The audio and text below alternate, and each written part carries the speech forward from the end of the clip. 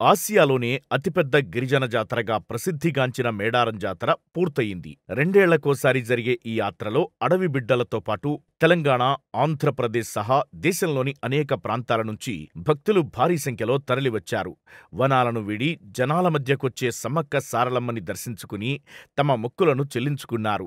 ఈ నేపథ్యంలో ఇటీవల జరిగిన సమ్మక్క సారలమ్మ జాతరకు కూడా భారీ సంఖ్యలో భక్తులు వచ్చి తమ మొక్కులను చెల్లించుకున్నారు. తాజాగా సమ్మక్క సారలమ్మ జాతర హుండీ లెక్కింపు కొనసాగుతోంది. హనుమకొండ లష్కర్ బజారులోని టీటీడీ కళ్యాణ మండపంలో మేడారం సమ్మక్క సారలమ్మ జాతర హుండీలను లెక్కిస్తున్నారు. మూడో రోజు మేడారం హుండీలను లెక్కిస్తే 3.46 కోట్ల రూపాయల ఆదాయం వచ్చినట్టు అధికారులు చెప్పారు.